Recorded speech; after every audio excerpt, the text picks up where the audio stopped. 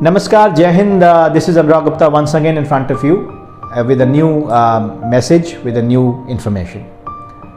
बचपन से हम लोग एक जुमला सुनते आए हैं कि चैन की नींद सोना बहुत ज़रूरी है और दुनिया में सबसे आसान काम जो हम समझते हैं आज तक वो है सोना। लेकिन ये बात गलत है। आज जो मैं आपको जानकारी देने वाला हूँ उसको देख के आपको समझ में आ जाएगा कि दुनिया में सोना एक बहुत ही मुश्किल काम है और दुनिया में ऐसे बहुत सारे लोग हैं जिनको अच्छी नींद नसीब नहीं होती।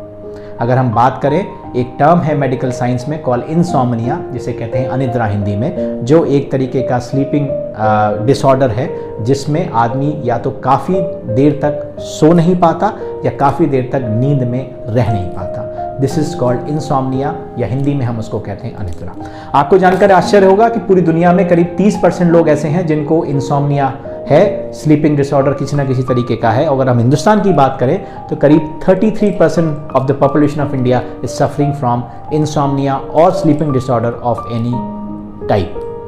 33% लोग दुनिया में, हिंदुस्तान में ऐसे हैं जिनको ना सोने की बीमारी है। अब मैं आपको बताऊंगा कि इंसोम्निया कितना घातक हो सकता है।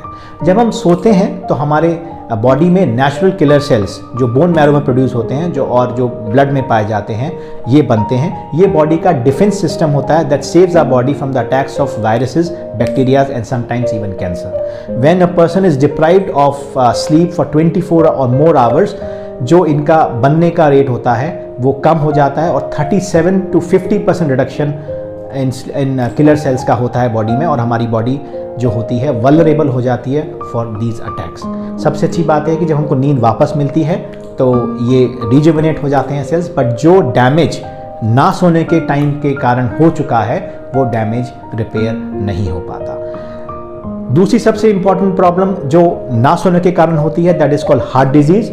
हमारी बॉडी में सी रिएक्टिव प्रोटीन जो इंडिकेटर है हार्ट डिजीज का, उसकी मात्रा बढ़ जाती है और हार्ट डिजीज की सिम्टम्स पैदा हो जाते हैं ना सोने से।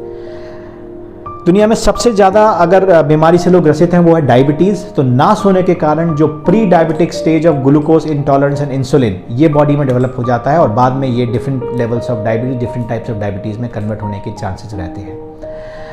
हमने सुना होगा चिड़चिड़ाना, मूड स्विंग की अगर हम बात करते हैं तो उसका कारण क्या होता है, जब हम सोते हैं तो ब्रेन न्यूरोट्रांसमीटर्स रिप्लेनिश होते हैं जिसके कारण हमारी बॉडी के मूड अच्छे रहते हैं। जब हमको नींद से डिप्राइव कर दिया जाता है या due to lack of sleep, these neurotransmitters are not produced or not replenished and that leads to depression, anxiety, sadness, anger और irritation, जिसे हम आसान भाषा में मूड स्विंग्स या चिड़चिड़ा कहते हैं। तो ये सारी जो बातें हैं ये है इंसोम्निया से रिलेटेड कि नींद ना आने के कारण हमारी बॉडी को कितना नुकसान हो सकता है। तो जैसा मैंने बताया कि इंसोम्निया के क्या क्या नुकसान हैं, अच्छी नींद से क्या क्या फ़ायदे हैं वो मैं बताता हूँ। हमारी बॉडी का इम्यून सिस्टम बूस्टअप होता है when you good sleep. It strengthens your heart, आपको हार्ट की प्रॉब्लम नहीं होती, आपको प्री डायबिटिक सिम्टम्स नहीं आते। Sleeping, if you are doing it properly, you are getting good sleep, it increases your productivity, it increases your memory. तो ये सारी बातें हैं अच्छी नींद से। अब मैं कुछ बात बताना चाह रहा हूं उन लोगों के लिए जो लोग ओबेसिटी से जूझ रहे हैं या जो लोग वेट लॉस की प्रक्रिया में हैं। उनके लिए नींद कितनी जरूरी है वो मैं आपको बताता हूं। When you get good sleep, it helps in reducing obesity. Why it's so? Because there is a hormone called leptin that is appetite suppressing hormone. आपकी भूख को कम करने का एक हार्मोन होता है आपके फैट टिश्यू में, that hormone is called leptin।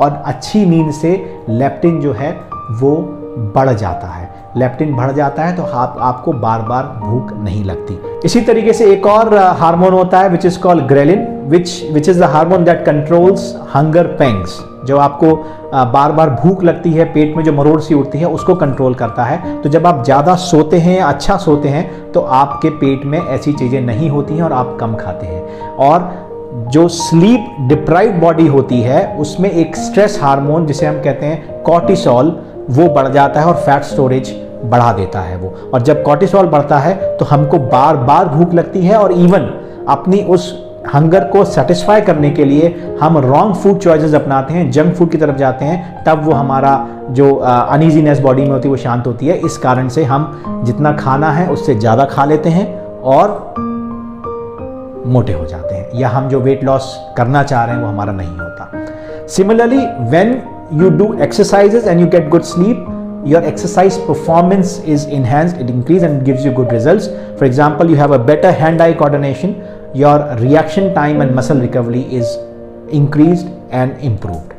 So ये कुछ बातें हैं अच्छी नींद लेने से क्या होता है और आपके वेट लॉस प्रोग्राम में आपकी ओबेसिटी को कम करने में ये कितनी सहायक होती है।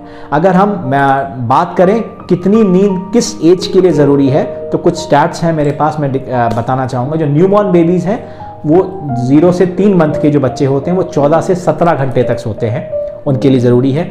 जो 4 से 11 मंथ के बच्चे हैं वो 12 से 15 घंटे तक सोते हैं एक दिन में। जो 1 से 2 साल के बच्चे हैं वो 11 से 14 घंटे तक सोते हैं। जो 3 से 5 साल के बच्चे हैं उनके लिए 10 से 13 घंटों की नींद बहुत ज़रूरी है। 6 से 13 साल की उम्र के बच्चों के लिए 9 से 11 घंटों की नींद ज़रूरी है। 14 से 17 साल के बच्चों के लिए 8 से 10 घंटे की नींद ज़रूरी है। और जो यंग एडल्ट्स हैं 18 से 25 साल तक, उनको 7 से 9 घंटे की नींद ज़रूरी है। और जो एडल्ट्स हैं up to the age of 64, उनको भी 7 से 9 घंटे की नींद ज़रूरी है। और जो 65 ईयर्स से ऊपर है उनको कम से कम 7 से 8 घंटे की नींद लेना आवश्यक है। इससे और एक इम्पॉर्टेंट बात मैं बताना चाहूँगा जो मैंने फिजिकली पर्सनली एक्सपीरियंस की है। I am not sure, not many people get that chance to sleep और take a nap in the afternoon, but taking a nap in the afternoon for 15 minutes keeps your body energized and happy throughout the day. So if you get a chance to take a nap of 15 minutes after lunch, if you can take a chance and you can sleep, this will keep you going for a longer time. But I'm sure many people do not have that liberty and luxury because everybody has offices or they work somewhere. But if you get a chance, even on the weekends or on holidays, try to sleep for at least half an hour, 15 minutes to half an hour after lunch. That increases your body immune system and makes your body perfect and fit. So जितनी बातें मैंने आज आपको नींद या नींद ना आने के कारण बताई हैं, इनको कृपया ध्यान में रखिए। समझ लीजिए दुनिया में सबसे कीमती चीज़ अगर कोई है दुनिया में तो वो चैन की नींद है, और वो इतनी आसानी से नहीं मिलती। और सबसे मुश्किल काम दुनिया में है चैन की नींद से सोना। तो अगर आप के पास ईश्वर ने आपको ये लिबर्टी दी हुई है, ये आपने ईश्वर की ये सबसे प्रेशियस चीज़ दी हुई है कि आपको चैन की मीठी नींद आती है, तो आप दुनिया में सबसे भाग्यशाली हैं, सबसे खुशहाल हैं। आशा है मेरा जो वीडियो है आपको पसंद आया होगा और कुछ जानकारी जो मैंने आपके साथ शेयर की है आप इसको समझेंगे और अपने जीवन में उतारने की कोशिश करेंगे और चैन की नींद सोएंगे। बहुत बहुत धन्यवाद मुझे सुनने के लिए। नमस्कार, जय हिंद।